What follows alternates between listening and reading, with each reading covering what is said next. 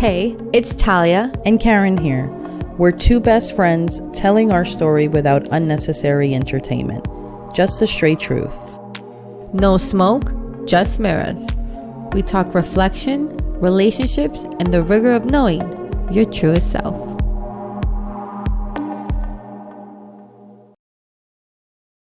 Welcome everyone to episode 5. Woo!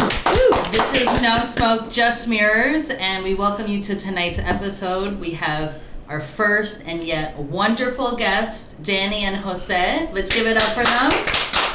Thank you for coming. Thank you so much for being here. Tonight we're really going to have an open conversation about what it means to let go and if that actually means that you let go. So we're going to get into that in just a moment, and actually Talia is going to lead us off to talk about the mantra of the week. Mantra of the week is close the window that hurt you, no matter how beautiful the view is. Ooh. That was a little tough. It's a little tough, but straight to the point. Mm-hmm. Absolutely. How do you feel about this? Before we do anything, because I just skipped over a whole thing, let's give our guest a wonderful thing to introduce himself. We love y'all, but we're also quite nervous. So how about Danny start us off? Well, we stood quiet because it's your podcast, so... Wow. Trying to be polite. Exactly, gentlemen. Well, hello everyone. My name is Daniel, or Danny. Hello all the fans. Pleasure to meet you all. I'm going to be famous. Yeah. Fame is coming for all of us. Positivity. No, just me. I'm just kidding. It's just me. This is my launching pad. Jose, what about you? First of all, salute to my co-host here. It's wonderful to be here, and thank you for inviting us. Thank you. Cheers. Thank you. You. Thank you for coming. And salute to the fans. Cheers. Cheers. Any little words of yourself? Letting go is one of the things that helped take me from being a 35-year-old loser to being an actual adult and getting my life together. So I'm so happy to talk about this subject. Let's go. Wonderful. All right, so let's get some quick initial thoughts. Danny, what do you think about the mantra for today? Oof. Mantra. It's hard for me to close windows because I like the breeze. Amen. Amen. He likes to breathe. But maybe it's time to grow up and be a proper 34-year-old person. 30s, we're thriving in 30s. So yes. We'll talk about that in a moment. How about you, Tal? Me? I think it's perfectly well said. Sometimes you just have to do it. Mm-hmm. Close it shut, put a lock, and never open it again. You're all about closing the door and opening it. This is the new era that she's in. She is in the tea season. We established that last episode. Tea season. It's tea season. So no, to the point that I put bars on my window. That's a little We are in rigid. New York. We are in New York. Exactly. It's normal. All right. So, Jose, you're up. The scariest thing about closing the window is you know that your room looks boring. Like the view is so beautiful and it's so touching and it's going to be great, and you're just worried, I'm going to be alone in this room for the rest of my life and see the same crappy thing. But that's not true, because you're there and you can go to other places. Amen. Absolutely. Amen. That's so well put. And I think to the other side of that, letting go is actually a process. It's not something that happens overnight or within a month, and it can even take years at some degree, depending on whatever the situation is. But you're absolutely right. I think there's a boring phase, or there's a phase where you feel so constrained of all of your feelings. What could be the possibility of moving on? Is this all it? What am I supposed to look forward to? There's so much confusion and anxiety and maybe the feeling of overwhelmness in this period of letting go, because you're just sort of reactivating and resetting yourself again. So how does that actually happen? Personally, for me, like the starting point, again, no one knows the answers. I mean, at this point, you're just going to have to figure it out on your own. But I think what works out for me is just accept the situation at first glance. It's very hard to do. It's not for everyone. But I think what has helped me close that window even more and more is just understanding what just happened and be like, I accept it. And now I just have to find myself how to deal with it, heal from it, and just try to move on from it. Because how I see it is like once the door is closed and once the window is closed, I don't sit there and wait for the other person or any situation to open it for me. Mm-hmm. I'm at this point, I'm like, all right, you closed it, perfect. I'm already down the block. Like I already left. You can sit there and put all the locks you want. I'm already down to another town. Well, I'm gonna walk through that door. That door was remain closed, but again, when a window or a door closes, another one opens. It's so true. That is true. Can never lose hope on that. I wholeheartedly agree with that, and I think when something ends, it hurts, it sucks to move on from it, but you have to understand that you have to go through that process and feel everything you're going to feel, because if you just kind of ignore it, it's going to take you a very long time to actually get rid of it. And even if you do, it's still going to be there no matter what. And a lot of people, they hear acceptance, they don't really know what it means. It just sounds like this word. What does it mean to accept? Here's what it means to accept something. If somebody doesn't love you anymore, they don't love you anymore. And fighting against that is not going to change it. If someone cheated on you, not accepting that they cheated doesn't change it. It's not like the penis and vagina going in the different direction, right? So acceptance isn't so much about surrendering. It's just about being honest. Yeah. This is the situation that's going on. So I think that's a wonderful point. There's no more fighting. No. That's how I see it. Like, I'm done fighting. You want it perfect? Fine.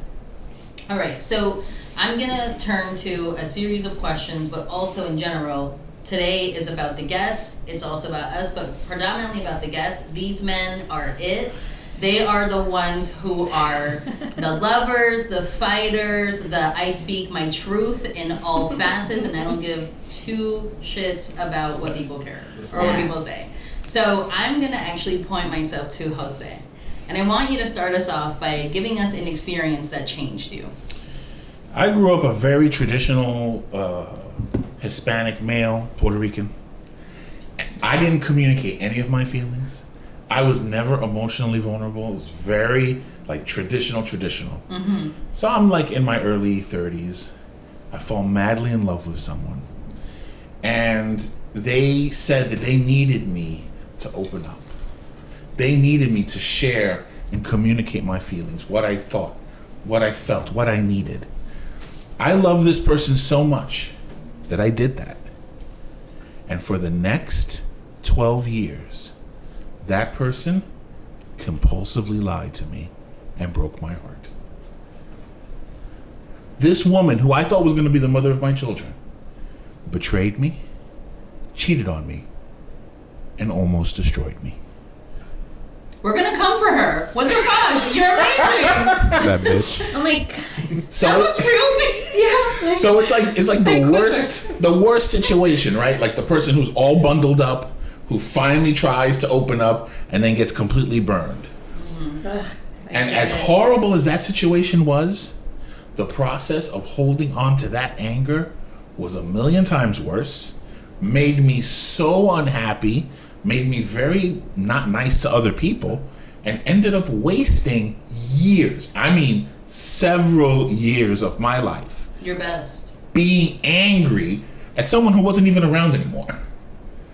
So you didn't even see, or she slowly vanished?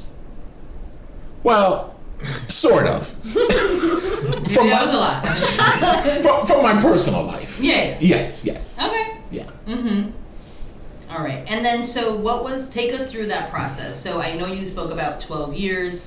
Obviously, at what moment did you realize this shit is just not going to work? Was there a moment, or did it happen across a period of time where there was clues or signs? What was it? Let me tell you something, folks. You don't know me. This is the first time you've met me. I'm not really this bad. Love does crazy things to people, right? Yeah. I knew 3 years in, man, this person lies a lot. You put things together, you're like, man, last month you said X and now you're saying Y. This is crazy, right? But I didn't want to lose the person, So I thought I could make this work. I could find a way through, and isn't that what love is? Everyone compromises or whatever. No, I was just afraid of being alone, so I compromised where I shouldn't have, and I ended up wasting 12 years. And you know what? That's so raw, but it's also so true, not only for men but for women. Like, we become these complacent people of just, next year will be better. Yeah. Or Absolutely. such thing will happen that I know it will trigger this person to make them better. Or I'll show them the way. I'm going to make that extra effort. And it's all shit. Like, it's all shit. You're falling in love with the potential, not the person that you have in front of you. And then losing sight of me Absolutely. in the process. Just to make that person happy when you're just... Going back to your point, love makes you do, or what you think love is, makes you do crazy things. You said 3 years in, right? Yeah, 3 years in I knew. In one of my relationships, it was 3 months in, and it ended at 4 years. Oh, what? You don't want me to see my family? Oh, you don't want me to hang out with my friends? Wow. That's okay. I don't want to abandon you because of all your feelings and whatnot.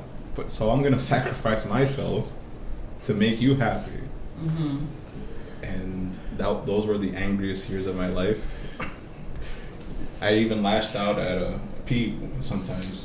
Did you really? Yeah. Not because of anything he did. It was just like I was just angry at myself and like just others like that we knew. I was just very angry when I was a lot younger. I'm a lot calmer now than I was because I understand like nobody's responsible for my feelings. I should learn how to control them. And that's something I've learned a lot in the last 2 years, to be a man and to learn to control my own feelings. Amen. And so you said you had at the 3 month mark, or at least you kind of had an idea of, this is just, at some point I know it's not going to work. Maybe not right now, but I know at some point down the line, it's not going to work. How did you move on from it? Is there a specific point where you're like, I have to leave now, either before it gets worse, or do I have to leave because it's for my own sanity? Should I leave because someone told me? Like, at what moment did you get out of that situation? Oof, I tried many times. A+ for trying. One thing that broke me, and I'm saying all these things, but I wish the person well, is that the first major time they admitted themselves into a psych ward, and I saw them there, and that kind of broke me, which led to the next 3 years of just being with that person. Being around. Yes, and I did try to leave, but something in me was like, you can't abandon this person. What are you just giving up on love? Like what well, maybe I was just afraid of like just being alone, and I thought that I wasn't gonna find anybody, so this is it, right?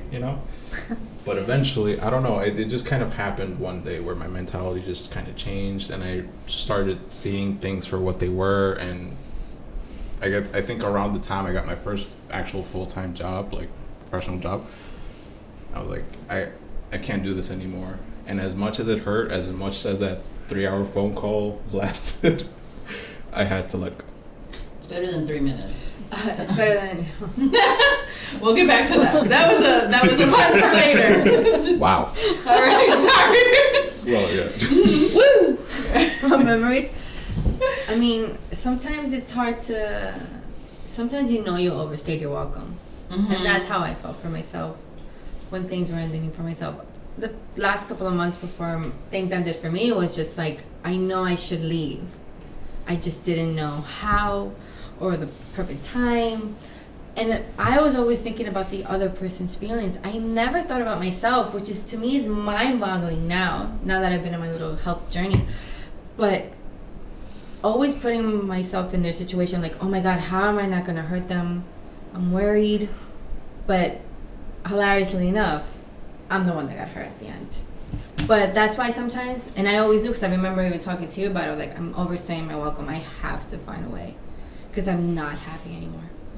And it was like a full recognition. Yeah. Not that such person did something or that you did something, you just knew you had to go. Like, I wasn't seeing any changes. And I noticed that because, one thing I wanted to do best in this relationship as opposed to my last ones is communication.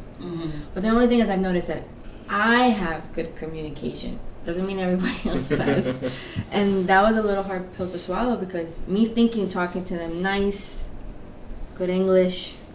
Good English. Just be like, So. in a very calm way. Like, I'm not throwing a shoe or pulling out a knife. Like a regular Latina.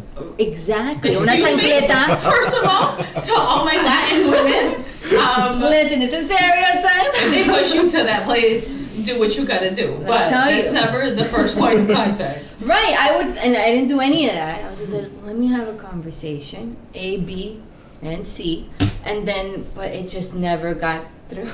Like, it just, and it's You the hit hardest a thing. bunch of walls. I feel, and it's also the reciprocation of the other person. Absolutely. Right? Like, Nothing. if you're talking to someone and they don't want to talk back to you, there's nothing you can do. Like, you're just talking and nothing is coming back from the other way.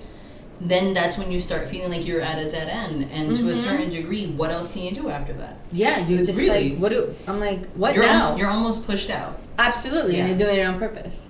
And that's something that I have to understand and realize because I know now it was all on purpose. And it's one of the toughest pill to swallow because it's like, wow, I'm over here fighting and you're doing everything you can just to like get me out. Well, then be man enough to tell me that you want me out. Be a man. Could end this months ago. What about for the men? Give us like some feedback here. On what? On Talia's situation. So, how is it for men to be unresponsive? Or in your case, right, you said that you were at least communicative, but at some point you knew that shit was going to hit the fan. So, Yeah. So I have a couple of thoughts about this. So one thing is communication requires two people, right? And so if the other person isn't communicating, you can communicate as much as you want. That's not actually happening. You know, the loop isn't getting through, right? So that's one part. The other is that sometimes we communicate with words and sometimes we communicate with actions. Now, I think it's always best to communicate explicitly with words, right? Like that's the best way and it's the most open way. But oftentimes people communicate with their actions and we have to be honest with what we're seeing, right? So I was, in another relationship of mine, I was with someone who like never wanted to do X, Y, and Z, right? They just didn't want to do it. They were saying something by that action. Or like, Danny, when you're not allowed to see your friends or your family, right? That's not just a random request from the sky. That's telling you something about like your place and this person's neediness for you and you're not being able to have other things, right?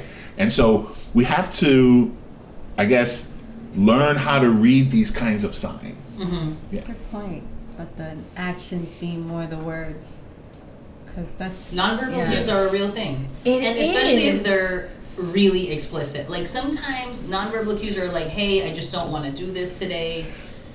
The others are like more on point, which like, I don't want to go. Go on your own.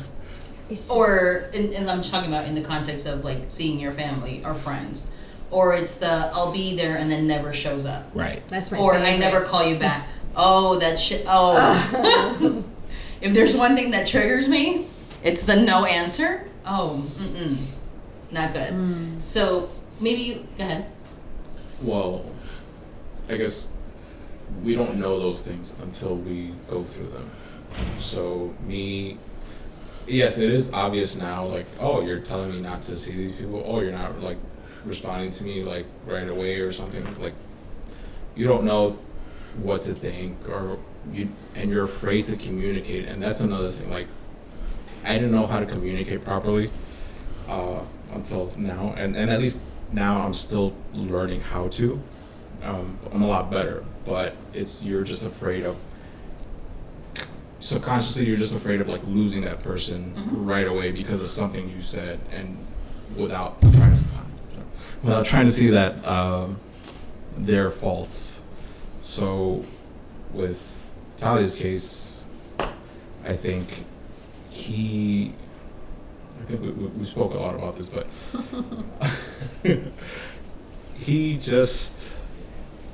I think he was just thought too much of himself. His head was far up his ass, so he thought he could control you because you liked him, you loved him so much that he can just do. He thought he could just do whatever. So I commend you for actually finding that in you to be like, okay, even though it ended the way it did, you didn't look back. Yeah. Yeah, and you're like, all right, I understand what happened. Now I gotta move from this. So I don't know. That's my 2 cents. Danny. What? Danny's a sweetheart. Such a sweetheart. I mean, That's gonna be your new name. It's just sweetheart. Beautiful. It's a beautiful, beautiful man. I am, and I'm single. Ladies. Hey, ladies. Danny Zuko. Yeah, for real. Actually, he's Danny Zuko in our contact list. But it's almost funny. I want to actually pick your brain about this because yes, things may not be obvious, but also there's a moment where you adapt to this change for the good or the bad when you're receiving these triggers. And that's why I was asking you a moment ago, like at what moment did you say, like, this is just not good? Was it specific to that relationship that you were talking about? Was it when you were receiving those nonverbal cues, or was it when, what was that defining moment? I think the defining moment would be that when I told myself, you know what, I feel like I've been pulling back. I'm gonna try my hardest to make this relationship work. So next week when I go to see her, I'm just gonna give her all the love and attention, whatever. This was around the time I was like a huge pothead. We would smoke, do whatever, this and that. But then I would find myself going there and just kind of being silent and not really showing her the love that I thought I was going to give her. And I'm like, when I would leave, I was like, what's wrong with me? Like, let me try again next week. And then this happened for a few weeks. Week after week, same thing. And then finally I was just like, I think this is it. I can't do this anymore. Why am I wasting my time? I used to live with this person, and I was very disheveled, bearded. I was like 60 pounds heavier, ripped jeans, like just a lot. The inner thigh. The inner thigh. All the time. You have no idea. He pointed. I just wanted to confirm. Right there. When I left, like when I moved out, literally probably like within like a month or two, I dropped 40 pounds like that. Wow. Amen. I was like, what? So I knew that there was something there, and then on top of the fact that, okay, I'm not showing her the love that I thought I should be giving. This is my girlfriend I've had for a long time. At the time, it was my longest relationship. So I was like, I think it was a growing moment, but I was like, you know what? Let me step away from this because I think it's best. And she has her own issues, and I tried my best. I'm not going to say that I was a perfect person either, but I tried. But you know what's interesting about what you said is you're with this person, you decide, okay, I'm going to make a real effort. And it can't come out of you, right? Yeah. That's you non-verbally saying, this is over, right? Mm-hmm. If you can't if that can't come out of you, if the vibe isn't there between two people, and they're not on the same page, and they're not feeling it, it's really saying what it is, right? And I think you were, sharing that. No, and I think I was just too afraid to really see that, because I think a lot of times in my life, especially in my 20s, I was very afraid of change and just held on to things for too long, way too long. And subconsciously I would just move on from them. And even after that relationship, I never really processed it. I just kind of moved forward in life. Like I said earlier, sometimes you have to go through your emotions and, just process everything. I decided to just go around it. I went out drinking every weekend. I did this, I did that. That's when my whole phase started. It's all right. But yes. Okay. And so in this pursuit of adapting to change, how do you think it's different for men and women? So I'll speak for the women in us. We, at least Talia and I, because we've been friends for so long, we've come to a point where we're like, I need to shoot the shit today or whenever I feel triggered. I'm calling you. If you don't answer, I'm sending you a really long text message of how I feel. right? This is the us and the now, right? And whether you're, in class or whether we're at work, it just has to come out, because what we found was you articulating those feelings, whether it be on words or whether it be on a phone call or in some cases a voice message, you just have to get it out, and it almost like just exits your body, and so you're able to then speak about it more. But one of the things that we found was that we weren't able to speak about a specific situation that we had to let go of, and that's how we knew we weren't over it. Like the letting go part, until you're able to fully speak about it, and I tell you this all the time, until you're able to fully speak about something in its rawest form with whoever is involved, you're then able to let that go, or at least leave that in the past chapter and sort of promote yourself to the new chapter of me, or like what we call the me season. So Tal's in her tea season, right? Sure. And so it took a lot of that for us, at least, but I'm almost curious about the men version. My best friend lives in Virginia, Arlington, Virginia. Oz Blaker.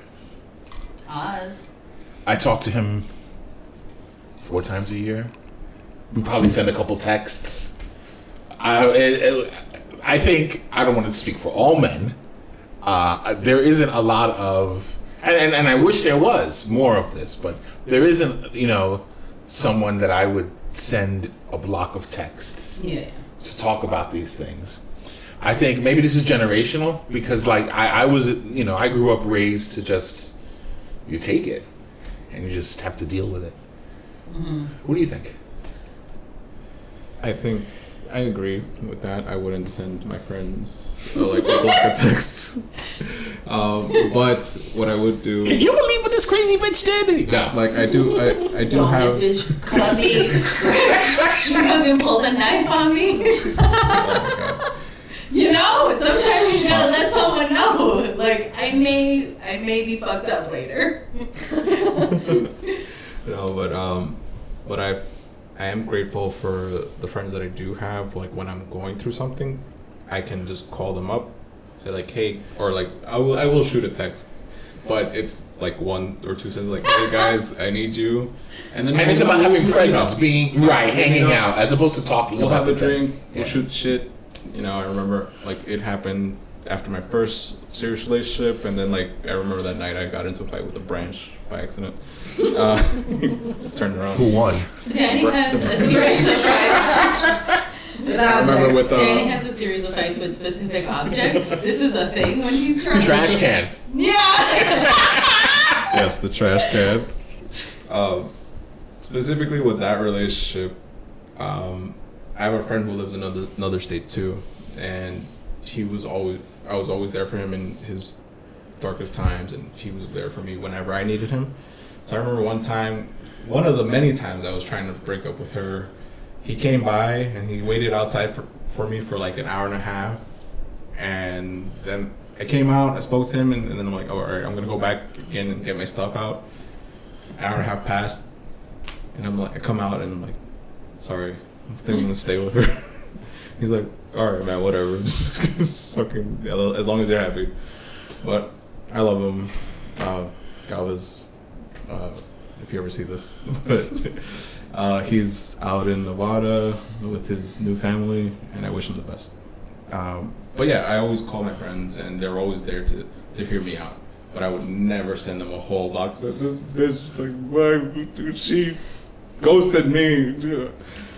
Yeah, I think for men, it's about you want some people to hang out with, to spend time with, drink quite often, right? And I think, I don't know why. It might be you're a little embarrassed or ashamed, or you might feel you don't want to take up people's time with these kind of very intimate, dark things. Yeah. But, yeah, it's very different phenomena for men, or at least most men. It's interesting. And the reason why I say it's interesting is that you guys talk a lot. Now, because... Both of you. Especially, I feel like, not for nothing, as someone who enjoys the tea, I thought it would be easier to have a conversation about just anything. And I understand that you guys have that thinking of, like, we don't want to be a burden to anybody else. Let me just take it my own. But maybe this is the reason why you have to see who's around your circle. because those could be your pillars. And personally, for me, during my help and change and during my little journey, it was the friends that I had that are around me, especially you, Kay, that has been there to have told me, get up. You need to get up today because I know we're down, but up. Don't let that defeat you. Don't. So I think it's all about the people also around you, because I understand that you guys could do it by yourselves, but how good has that worked? It takes time. I wasted about 4 years of my life. But I think so. I have a bone to pick with you, because I think women are also told, in general, by society that you just gotta woman the fuck up and then move on with life. So it's not. I don't think it's a gender thing. I think women are more prone to be expressive about their feelings with other women, whether that's work friends, any type of friends. It doesn't matter. Women are more. Or most are able to articulate feelings with whoever in the gossip or the tea or whatever. And yes, I get that's harder for men, but I honestly don't think it's just a guy thing to just be like, yeah, fuck it. In my experience, guys love gossiping just as much as women. Guys love gossiping. That's what I'm saying. But when you're talking about your own stuff, it feels different. Look, so girls, you like hearing the other tea, just not your own. Oh heck no. Girls are allowed to cry by society, and boys are not. And I think over time you learn that these kind of displays come off bad, and you're ashamed of them. They look like weaknesses, and we learn other behaviors, some of which are not very good, to process those feelings. Whereas I think girls are allowed a space to be more verbal and explicit about what they're feeling. What do you think? No, I totally agree. Society puts that on us, and that's how it's been for generations and generations. Women are just emotional creatures, and men are. Although there's a lot of logical women, but men are very more logical. And if you ever see a man too much within his emotions, then he's too much in his feminine energy, I would say. And people speak about him, and it's held against them. It is, and then especially if let's say in a couple, like if the guy's crying too much, whatever, she's gonna be like, okay, like what the hell? Where's the man that I fell in love with or whatever? I'm supposed to be the one who's giving all the emotions, and. I know, Kay, you've seen me cry a lot. I wasn't gonna even. I'm not afraid to admit it, but I do understand. Okay, and I've had to process that too, where I'm like, okay, let me not do that type of thing. I'll express myself, whatever, but when it comes to crying, I have to do that on my own time. My mother always gave me this piece of advice. I never really understood it. But I understand now. It's the only woman you should ever cry in front of is your own mother, because all the other women are just gonna look at you weird. So yes and no. Here's my 2 cents to that. I think men in general are prone to this culture of I don't cry, I don't say what's wrong with me, but I judge you for crying. Let's just say it how it is, right? Whether it's nice judging or bad judging, it doesn't matter. Judging the men, you mean? Yeah. Right. For Danny has a group of friends that are all males until he happened to meet me, because I happen to be Pablo's wife now. At the time, I was Pablo's girlfriend and then fiance and so forth. And so, in this light, yes, they've all seen you cry, but I think they've never given you the female perspective of shooting the shit about the issue. So I think one of the first times that maybe you felt vulnerable was around seeing the other side. What are you doing? What steps are you taking to make this better? What does making it better really constitute, right? So I gave you a whole other perspective, and that's what really broke down the walls between you and I as friends, but also in the circle of friendship where now everyone is self-conscious about your feelings and welcoming of them in the same way that they might be of you, or you might be of them, I'm sorry.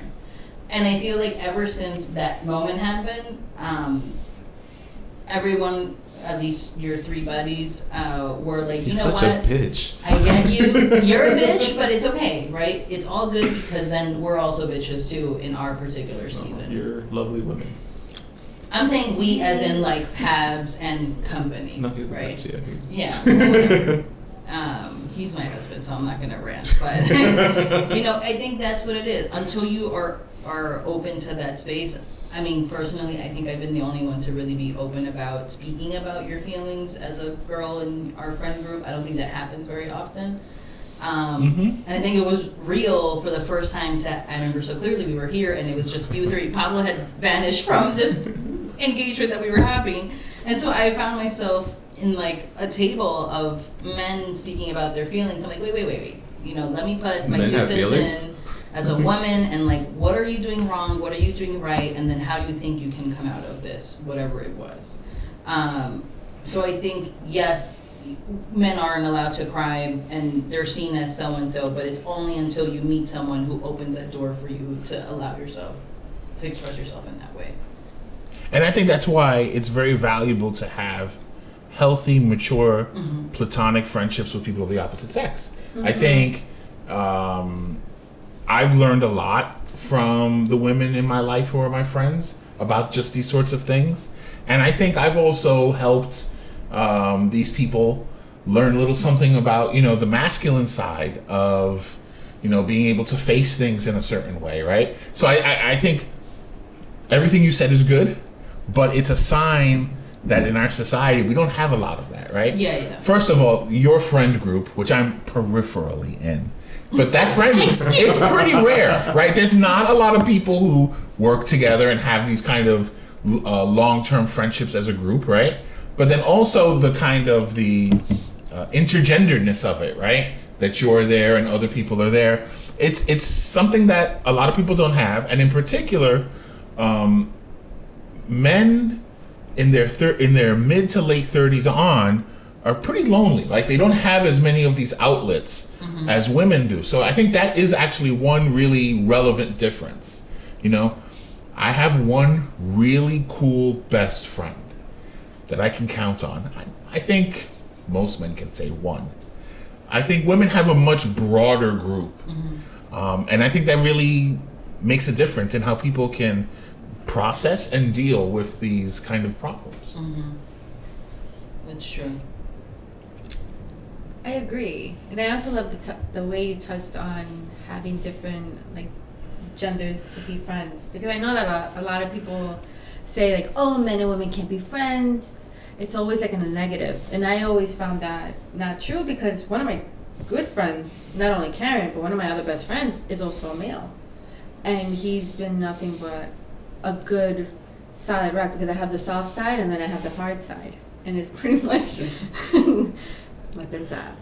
But sometimes it's best to have both different opinions, because I like it when somebody tells me, you're doing this wrong, A, B, and C, and either you get your shit together or you just don't. And then I have sometimes with Karen, it's just all right, tell me how it is, your feelings, let's find the root of this. And sometimes I would have to find the root of it. And now, with having that as always somebody that I can always rely on, I now do it internally for myself. All right, that's how I sit down and analyze how am I feeling. So every time I'm angry, I had to take a couple of days and understand where I'm feeling, where it's coming from, what's the root of it, because of the guidance I had as friends. But I think it's great to have, men should have a lot of female friends. Mature ones. Yeah. Mature Girls ones. are catty. Let's just say it out. And women also should have male friends. I feel but it also comes, which I know we're going to talk about in another episode, is also vetting the people you have around you. I consider it as an interview. Interview 1, 2, 3, 4, 5, because I don't like anybody knowing my business until I absolutely trust you. It's like putting your heart in a silver platter and just giving everybody to eat. Yeah. So vetting. You have to be very picky with your friends in general, and obviously with the people you open yourself up to. Yeah. And so I want to talk through this sort of cancel culture, because we're in the age of canceling whoever the fuck just doesn't want to be around. But also, not Jose. Not you. Don't cancel me, please. Why? In general. But I want to maybe also, from the male perspective, what's the cancel culture like? How easy is it for you to be no, you gotta go, get out of here? Obviously, I think it depends on the depth of the relationship, but what's that like initial move for you? You know, to be honest, I don't really understand it. From a male perspective, I'm like, whoa, I'm going to cancel a woman. You said this, or you try to touch me in some way that I didn't agree with. I don't think that happens to me. Like, every time I hear about somebody being canceled, for the most part, majority, it's a man said something weird. He tried to do something. He flashed someone. I don't know, but I think this goes back to what you said. I think you should be extremely picky about who you spend time with and who you open yourself up to. And then if you're really picky about them, then you should show some loyalty. That, like, absolutely. You know, look, I know your heart, and sometimes people make mistakes and sometimes people do things that are crappy, but I know you, I vetted you. I might give them more leeway than I would give other people, you know? And I think that's something that cancel culture kind of misses. That, like, not every situation is the same. That there are people who do horrible things because they're horrible people, and there are people who do bad things because they had a really bad day. And I guess that's my position. Be very picky, really understand someone and know what they're about, and then show a little loyalty. I think for girls it's much easier though. Yeah. Girls are quick to cancel other friends. Girls are also quick to cancel other men. I think it also constitutes as like who you are. Men don't really do that. Yeah. I'm noticing. Some of my closest friends are people that I had huge fights with, right? And then like 2 weeks later it was just like, yeah, right, whatever. and women have tended not to do that. Yeah. Women hold a grudge. Let's just say how it is. Women hold a grudge. Men do too, in their own way, because they become very like affirmative of, I remember when you did that, and so now I'm gonna have revenge on you in some way, shape, or form that I know is gonna affect you, right? Yes, men are really petty. I mean, you have to have done something really bad for me to be very petty towards you. Not even because men. Okay, with you, right? But in general, I'm talking in general men. I can say that in my own experience, men are very petty, and they also are quick in the canceling phase, in the sense that they're gonna cut you off in your ambitions in this relationship because they're gonna treat you one way, and that's it. Until you almost prove yourself. And that's why we kind of felt like, to a certain degree, in any relationship, you have to show them what will be a great outlet or this great image of us in this relationship. And then guys can either absorb it and be like, yes, I want you to be my queen. Or guys can also just be like, yeah, no, I'm jaded from my past 3 relationships, so I'm this way and you're going to deal with it. That's the canceling part, I feel. And from the guy perspective. I had a friend I went to Cabo with for somebody's wedding, and he tried to kiss me because he was drunk. Did I cancel this person? No, because the guy had a couple drinks. I think women are way more like hair trigger. It was me, by the way. No. Yeah, no, I don't agree. No, and the reason is because I just canceled 2 people. No, the only reason is because subscription to that. It's healthy. Sometimes so you gotta too. cut out. I personally feel like I agree with you when it comes to loyalty. I am very, very strong on loyalty. That it has to be one of my major things I required in a friendship. But the thing is, I require that. Not a lot of people require that as well. Now, I'm one of those people that I'm there for a friend always. If you need me, I'm there. Even if I don't want to, I'm gonna be there. But when it's not returned, when I'm in need and I ask for help, that is now, that's telling me that even in my lowest moment, the same way I was there for your lowest moment, I was there in a heartbeat. Well, after even a phone call or a bad signal in the air, I'm already there. But not to blame you, but why would you pick that person as a friend? Well, like, wouldn't you look at them and see their character and say, absolutely. And this is one of the major things that I was like, when I was going through it and I called for help and then I didn't get anything from my rescue, I was like, all right, well, deal with it. You got it. Oh, bet, no worries. That was when I had no remorse and just like this, and I remember telling you, this person is no longer in my life, and that I consider cutting, because this was somebody I considered a real good friend and best friend at one point. So to be treated that way, it's completely a no. And this is when it comes. Many people say, "Oh, it shouldn't be transactional." No, I'm sorry. If I'm there for you and I need you to be there for me, and you're not there for me, I'm never gonna be there for you again. Well, I mean, it's not about the transaction; it's about the character, right? If someone could watch a friend suffer and not be there for them, that says what kind of person they are. Absolutely. But in her case, she had a friend who was there for her at every whim for a certain particular time, and then all of a sudden, because she didn't agree with such relationship, or at least the standards of such relationship, she was like, well, you knew you had this coming, in essence. Oh. And it's like, yeah, judge me, boo, but also look at yourself in the mirror. You know what I mean? Like, don't be quick to judge me, because one, you have a record, let's just say it how it is, and two, also, it's important that you as a friend are just reciprocal to the other friend in need at that particular moment, Yeah. Like, that's the cruel part. So that's why she was like, no, I'm canceling you. That's why I have no problem cutting it. Dead I guess Dead it 100%. Is that really canceling though? Like we're just Right. Oh, yeah. I mean, that's good. That's ending. like you could resubscribe like another time. But No, you can't. No. Now when it's that bad. We're canceling. When it comes to that When type you of cut thing, off, like that's it. that's you can't, canceling cut off. the Isn't rope. that similar? That's the same thing. I mean, I Right? feel like they're two different things. I feel like if you're mature enough, you can attempt to resubscribe, but if your damage is so hard that I don't feel reciprocated from you, that's a no. And it also depends on who you are as a human, right? I don't think it's a place of a friend to judge someone's actions. No. You know, you're not the person's parent. You're not their therapist. You're not their principal. Your job as a friend is to be there. Maybe try not to get killed. But within reason. But I think when a friend is judgy like that, it shows that they're not really your friend. And that's why Cancel. just can't cut off.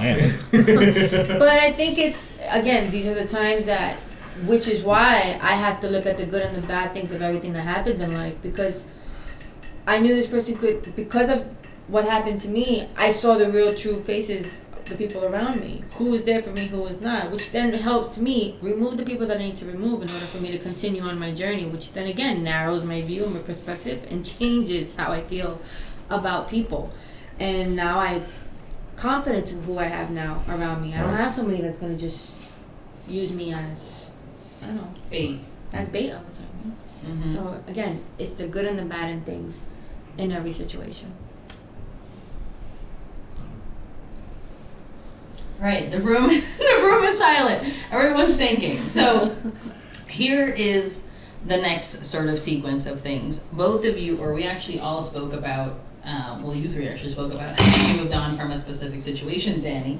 And we spoke about this phase of the letting go process, right? Like, you knew that this was coming up, but what was that period like when you actually let go, and did it happen over a period of a year, more? Like, what was that living period like for you? And the reason why I want to tackle back to this is specifically because oftentimes we're saying, you know what, I'm done with you, this and that, and you can always project that, but inside, obviously, you're just like coping with shit, like crying all the time or just being upset and so on. But more at length, how long was that period for each of you? And also, what was that time like? Obviously, you have coping mechanisms and such, but give me like some story time about that. Oof. I'll have to like invoke my first serious relationship, which only lasted about 2 years, and I'm embarrassed to say it took me at least 6 years to get over it. Wow. Yeah, and even after that, it would still linger, and I felt like the universe would just toy with me and just like throw reminders at me in many different ways. What I would do is,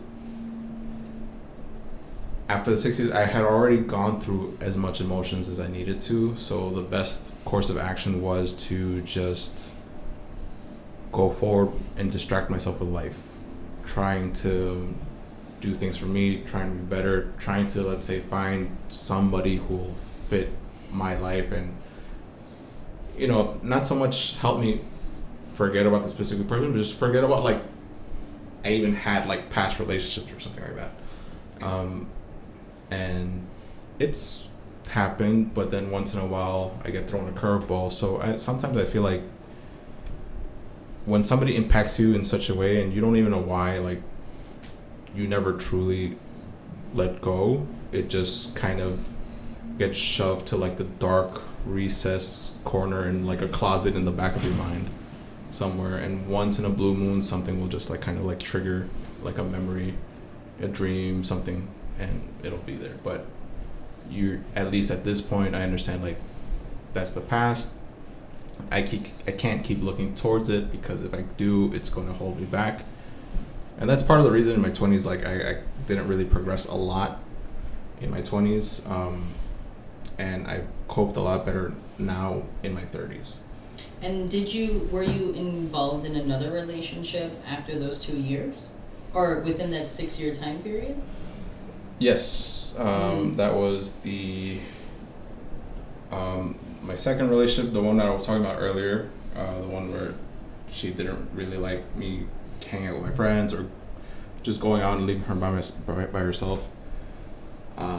She found out, even though I didn't, like, do things to, like, really show, she did end up finding out about this person, and that added to the gravity of, like, her, like, just, I don't know how to put it, like, choking me in the relationship. Suffocating. Yeah. Wow. Yes. And then after that, I didn't process any of that. After that second relationship, I didn't process anything. And I went into my third relationship, which lasted 4 years also. This was my last one that ended 2 years ago. That also took a toll in specific ways. It was just like a mixed bag of, like, weird emotions, and I thought I was okay, but I really wasn't okay. Therapy probably would have been good. Yeah. But as a male in this day and age, men don't go to therapy. Wow, some men don't. There are many who do. I think they all should. Everybody should. Everybody, yeah. Ow. How about for you, José? So here's the thing about dating a compulsive liar. You never know, like, am I wrong? Because there's always this weird whole narrative, so you never know. So one of the things that would happen is I would go home, right? And I would have these whole conversations in my head, playing both parts. Me and this other person, trying to work through what happened, because, I couldn't trust this person to talk to them. And I noticed, like, I would go home and it would be like, I don't know, 9, 10 o'clock. And it would then, I'd look at the clock and it was 4 a.m. and I hadn't stopped. And that was probably my most obsessed moment, where, like, I was so consumed with being unhappy about this and trying to construct an argument that would win if I were to argue with this person. And it would just take all this time. And that's when I knew this is not working and I got to get out. So I ended things sort of. What sort of? I no longer see this person romantically. Okay. Okay. Thank you for confirming. Why did everyone look at me like? So I no longer. No, I'm curious. I no longer see this person romantically, right? And so I thought, okay, I'm out. I never have to have all this obsession and all these conversations. And you know what? For the first 3-4 months, I had the same conversations in my head. And these ideas of, no, they're going to come back next week and they're going to beg for forgiveness. And they're going to say, José, I was so wrong. And I thought, how would I approach this? I'd be understanding and considerate. I could just imagine this happening. No. In my head, I had these dreams of like it's gonna all work out, and I'm gonna be the hero. And guess what? Never happened. And it kept me from living. I remember that. Like it's like the more I was like into this, I guess it kept me from living, and that's when I decided that like I needed to do that kind of stuff at one point to process it, but now doing the same thing that helped me in the beginning is actually hurting me, and I need to let go of the thing that helped me, which was kind of a mind bender. And then I just went through a manhole phase. So. Yeah. And you touched on something so important. Recently I was scrolling through media and I came across a reel that was like, the more you empower a problem, the larger it becomes. And that is so true. And actually I go through that all the time with Tal, and I'm like, I don't get this. Why doesn't this happen? It's logical in my way of processing things, because I'm very into process. It's logical that this were to happen first, then this, it's my way of making sense. And she's like, part of me feels, she's like, all right, like we've spoken about this a couple of fucking times already. Like you already know what the problem is. So you need to accept it, right? And it's that acceptance factor that's a revolving cycle in your brain about, no, I know I'm right, and I know this person's wrong, or to a certain degree, I know I'm trying to figure out how to either manipulate it to be really a good outcome or just accept the fact that it's not a good outcome. But that acceptance factor is so hard. And the more you think about it, the bigger the problem is, where you might have one thing that will tick you off just completely, and it will make the problem explode to a higher degree. So I'm with you on that. I do a lot of pondering myself. Heavy pondering, Tal knows this for sure.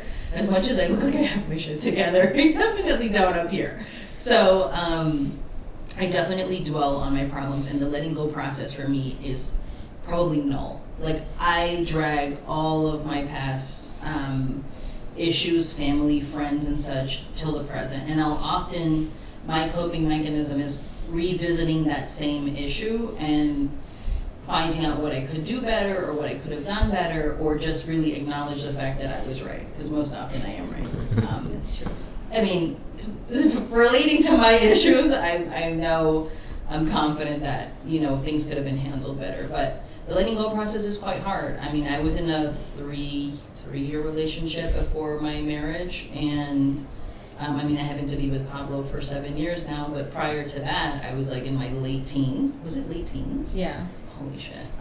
In late teens into the early 20s. And I thought I was going to marry this guy. And I'm like, yeah, he's the one, except he would casually, not casually, I think it was obvious. I just didn't like to see his nonverbal actions of, as stupid as it sounds, leaving his wallet on my bureau, like me having to buy his groceries, me having to get him clothes, or just really manipulative dumb shit that I'm just not going to express Wallet anymore. on the bureau? That Yo! How dare you? On purpose. On purpose, and FYI, him and Tal had the same birthday, which sucked. We're not the same though. Yeah, Aries. Wherever you are, whatever. But it was all a shit show, because it was the complete manipulation of isolating me, to hate my family, to hate my friends, to distance myself from my best friend at the time. And I was just like, that's not going to happen. I know with her it's not going to happen. Like maybe with family and friends it could have, but with her it was just not going to happen. So setting the record straight, or even attempting to put a boundary, was so difficult, because he had me wrapped in his world of, you're going to serve me, or you're going to be here 1,000% for me, and I'm probably going to have to just smile at you for you to be content. Like, it was that kind of manipulation. To the point where, like, I almost got married without anyone knowing. Yeah, it was heavy. Even without you knowing. Yeah. I didn't know this. I was going to get married to him. Sound effects. And the one thing that triggered me was when I really realized, I wanted to go back to school at the time. That was like 2014 or 2013. And I was like, you know what, I had gone away from school, and school was a thing that I wanted to do for my own self. And he's like, no, you're not going to. What the? I was like, Let me at him.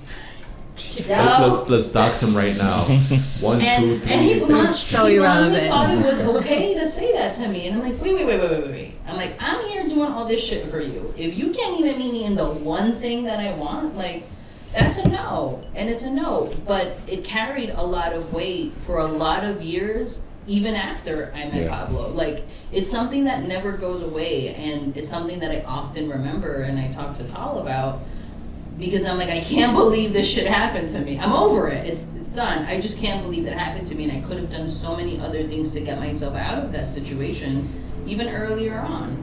But I definitely think, at least for me, it's hard to let go. And when I say I let go of things, it isn't true. I'm just gonna say that outright. I carry the weight. I mean, even from like childhood trauma, it's right. But I mean, letting go means different things, right? Yeah. You're never gonna forget really horrible things. You know? I remember all sorts of horrible things. I think letting go is not being ruled by them, not having your life determined by them. And I just want to say, you're a wonderful person. You're so valued at work. And Thanks. Ben Affleck, how dare you have done those things? Well, it says my work bestie. Now friend. Bestie. Yeah, and anything you want to say to that? No, I just want to say that, again, letting go is very tough, and sometimes we never really do. I used to think of my depression as depression, but also like I think just a lot of baggage that we carry as think of a boulder that's chained to your ankle, and you're just kind of like trying to move forward every day. Now you have to be the one who decides, do you want to try to move forward, or is the boulder just too heavy for you to even try? Are you gonna let it keep you there in one place? No. So I decided, you know what, I'm just gonna try to, even if it's a centimeter every day, I'm just gonna try to move forward with this huge ass boulder, how much depression baggage I have, because eventually it's gonna start chipping away. It's gonna become smaller and smaller, and it's gonna become easier for you to move 1 inch, 2 feet, a couple meters, etc., etc. And then before you know it, you're, even though it's still there, dragging behind you, you're a lot more happier, you're a lot more content with life, you're not letting it control you, now you're dragging it with you, and you can move on from whatever it is that was. But it's not gonna go away. It defined who you were. Don't forget that, but don't also let it control you. Yeah, I think that's so true. One of the things that I often advocate for is not making other people pay for broken plates. And I tell that to Tal all the time, because I feel like so often it's almost second nature to do that without knowing, because you're jaded from a past relationship, or because you've been traumatized of such reasons. Doesn't matter, whatever you think it is. But I try my hardest to just go clean slate. No judgment, not me bringing in any of my past toxic behaviors to a certain degree, but it's not always done back to you. So a lot of what I found in this new relationship after that one time, or that one boyfriend, was that my partner at the time had a very toxic ex, and there was a lot of constraint around him being open. And so I was like, oh, just one more layer to peel until like I get to who is him, or who is my partner at the time. And it took years. And that's the most exhausting part. And I know that for him it was hard to let go of things because he had a very personal relationship with this person. But I felt also super judged for maybe not meeting his expectation. I don't know. There was a lot of like personal anxiety around, if I let go of my past, why haven't you? If I've shown you this world that we can both live in and it's great, or it has its ups and downs, but it's great, right? So that's at least what I experienced in the post letting go era. And it didn't finish, like the work didn't finish ever. I think still to this day, I mean, now we're quite open about talking about, our past, and it's okay. But I think, in that process, it was quite difficult for me because I felt like I had to sort of make a claim or make a case for me, and it was hard. Yeah, but I think that's always the case whenever you feel you have to do something. Yeah. See, like in relationships, it's one way of looking at it is that I'm peeling away the layers of this guy and he's an onion, versus together we're living our lives, and part of that is opening ourselves to each other. Whenever you got to do something by yourself, it always feels like a whole bunch more work. You know, everybody has their own schedule. You know, I was 33 years old, and I was like an old style Latino who never said anything, right? And within 2 years, I became this blithering, opening up my heart person who then gets hurt, and then went right back to being closed up for a while, right? Like, you know, it's hard to predict these things. But I think when you can understand these projects as things that you and your partner are doing together, it just makes it a lot easier. I get that, especially when you say that you were willing to open up yourself, and then that happens, and then you close up again. I totally get it, because I myself was always closed. So with my last relationship, it took him a while to pretty much bring those walls down. And once it was down, a flood came through of just pure love and just wanting to give it all. All right, I'm like, all right, you did the work. Now you're gonna get all this. And perhaps it was just too much at one point. But then after that happened and after that ended, one thing I remember promising myself is like, I absolutely enjoyed love. I enjoyed being in a relationship. I actually was happy being somebody's person every morning. I loved all those things. And even though it didn't work out, and I felt very exposed with my feelings and the way I showed how much love I had for this person, I knew instantly that I didn't want to bring my walls back up again. And I made a decision for myself. It's like, I'm not going to let this ruin the next relationship for me. I'm not going to let this tell myself, like, okay, you're scarred, bitch. No, it's just like, no. Shit happens. I'm going to learn from it. And I know I'm going to be a better, and the only thing I noticed for myself is that I'm good with feedback. And when I didn't get much of a conversation, or like sometimes, because the ex that I had previously after this last relationship, we had great conversation. That man spoiled me with a good convo. And we would talk it out. I mean, we even went to dinner to have a talk of an autopsy of our relationship. Just to be like, all right, you know what, you were good here. You pretty much. We went to dinner, we had a great time, and I was like, well, was I bad? He was like, nah, you're good. And then, you know, we would say feedbacks here and there, and then so he could be a better person for his next relationship, and I could be a better for the relationship I was currently about to appear. And again, great friends, great relationship, and I had good feedback. Because at the end of the day, we all don't know what we're doing, but we're trying to be better than yesterday. And that's kind of been my motto lately. Trying to be better than yesterday. So when I didn't get any feedback from this person, especially this last one, and I got jack shit, you don't know what to do with yourself. So you're just like, fuck. And if I was so damn fuck great, why we're ending this? But sometimes you have to just make your own. Yeah. And which is why I was like, well, how this person ended it, how this person did me wrong, and how he blindsided, and the timing of everything. I've learned that I was like, that type of person I don't want in my life anymore. And then I had to make that conscious decision, which was, I'm going to have to accept it. Do I like it at the moment? No. But I have to accept it because, I'm not fighting back, and I'm not letting any man tell me twice he don't want me. So after that, I just continued walking and then made my own, like, well, I'm going to better myself in this and this and this, and I made my own feedback. And with that, I never looked back.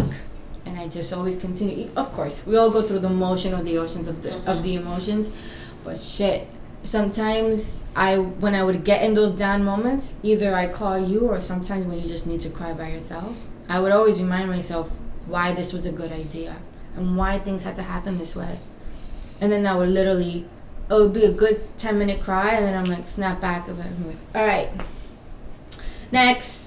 But you also said something so important the other day, and you're like, I'm so happy I don't feel triggered anymore. Because just a mere conversation, whether it was the name or this person's like habits or behaviors, it would just be like a flood or like just complete trigger of really being an emotional wreck. And so that's what I mean by, at some point, once you're able to articulate and go through those conversations of, this person wasn't good to me, I was good to him, or he was good to me here but not there, I feel like that's when you really started getting over it and you weren't worried about what could have been, but rather the shit happened and it's done and now it's time for me to be me. But that's the thing. Another thing that a lot of people couldn't let go, and it's something that you touched on, is that you were hoping that they would come back. Mm-hmm. You're hoping Totally. that hope shit is what something that I know that if I would have, it would have ate me alive every day. Mm-hmm. And so I could totally relate to that, because at times you're just like, no.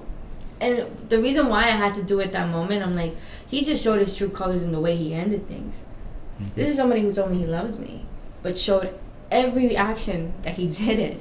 So it was very hard for me to have the logical and the process of the word pretty much match the action. And it was very hard for me to connect that. So pretty much how my assumption is, it wasn't true. Which is then it was like, that's all right. I'm going to have to keep going and moving. But that's what allowed me not to have any more hope. Is making that logic sense in my worst moments. Because we don't want to go through that. Nobody wants to go through that. Yeah. But you have to eat it sometimes. Sad. It is sad. Maybe it's good. Danny, I feel that you're pondering about this. You did the No, I'm just a lot of memories started coming back. A lot of things I would like to say, but it's just no, yeah. You just gotta eat it and woman up or man up, and just go through the motions and grow from it. I'm glad you said And- that. Yeah. But also, at least a lot of times they'll tell you like, I don't want to be with you anymore. Sometimes, as a man, I think this is more in dating. They'll just ghost you, even after you've gone out for like 4 months or whatever. Or they'll say something like, "Yeah, I'm still trying to heal," and then just never talk to you again. It's bullshit. So then, like, it's little things like that. We need to. I mean, it can go in different directions. Go in different directions. That was a heavy undertone. Everyone got that. Bullshit. Sometimes, like, ghosting is really hard because you don't get to have a good conversation to close things up, right? But then sometimes you just don't want to see this person around. Yeah. It's very odd. What do you feel about ghosting? This just opened up a can of worms. I'm just gonna say that. So I'm older than all of these people. It's pretty unacceptable in my generation. I'm not saying you have to like meet in person, although I prefer to meet in person to have these conversations. But I think just ghosting is infantile. We're not in high school anymore. You know, it's tough. It's a hard conversation. Not having it is not respectable. Couldn't agree more. But is that the Jose now who thinks this, or is it the Jose that, you know, a couple of years ago? No, I would never ghost anyone. I will just say that's not a particularly pat myself on the back. Most people my age would think that that's not cool. Yeah. I feel like nowadays it's Yeah. so much easier. I It's- don't know. I think it's the most cowardly way to go. It is. Horrible. And, you know, I've never really ghosted anybody, so I'm like, what, you know, I'm like, I'm giving you this type of attention, why don't you at least have the courtesy to communicate with me? Like, oh, you don't want to date anymore. Just say those words. Don't beat around the bush. Don't just one day, you know, go from like, oh, we're all good or whatever, and then just completely just disappear, have a kid and get married.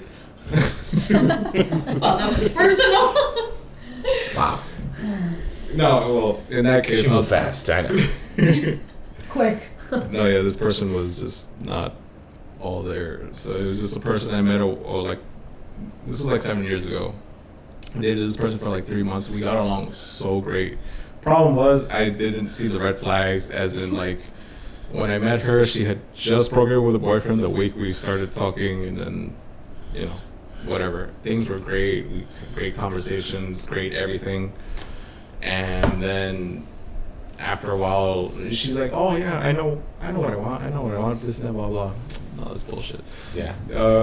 You will encounter those. I mean, that's just a maturity thing. You gotta look at actions more than Yes. words. And I'll say this I'll say it's for everybody, but I learned it's, when it comes to women. Yeah. Sometimes. Yeah. Pay attention to their actions more because it speaks louder. I'd argue it's the same for men. Well, I don't that's know. why I said like, but it's because like I hold myself to standard. Like I'm not that type of dude who just abandon you. Like but that's you. Yeah. That's not the common. That's not the common man. But we're a reflection of men. I'm sorry. What you do to me, I will make sure I do to you. That's just being spiteful. Yeah. Don't dress that up with some kind of honorable shit. Yes. No, because I feel like a lot of things that a lot of women, even in the romantic side, it's like we show what you show to us. Yeah. That's why I feel like sometimes when in a relationship we overdo it and then we keep forgetting that the man needs to show us something and then it's not shown, which then we go back down and pull back. And then what? Then it's a problem. That's another conversation. That is another conversation. Mm-hmm. All right, so let's round this thing up. Let's wrangle this thing back together. One of the things that we like to do when we close our episodes is prompt some sort of advice or like some words of wisdom from you guys. And I know that we've been tackling on to story time between different elements of a relationship and so forth. But how about you guys give us some advice? Because we're always the ones who give this. So I want to almost hear from you all. Based off of our conversation today, the process of letting go, of coping with past relationships. This is what people want. They want rules. They want formulas. Those things never work. They want to say things like, this is a green flag. This is a red flag. Situations are so unique. People are so unique. The time you're in is so unique. None of that stuff ever works. What I think the best advice for any person in these situations is, one, always be radically honest with yourself. You don't gotta be, try to be honest with other people too. But like, just yourself. You gotta know yourself, how you feel. And two, ask yourself, am I happy with what this is right now? Don't look at tomorrow and be like, I'm gonna turn this whore into a wife. I could save her. Right. Today. Am I happy with the way this relationship is today? And if you start getting into like a week, 2 weeks, 3 weeks, where you can honestly say, I'm really not happy with what this is, it's your sign. It's your sign. Well said. I agree with that. I guess advice, and this goes for male, female, just never stop being you, unapologetically you. Keep doing things that will improve yourself, be complete as a person. You don't want to look for somebody else to be complete, because you want to look for somebody who's already complete, or at least is on the path to completing themselves, because then you could just bring that to each other, and that can, you can do wonders like that. And if it doesn't work out, just think of it as, continue your path, and every relationship is an opportunity for growth, and you're never going to stop growing. Well said. Amen. Well said. Amen.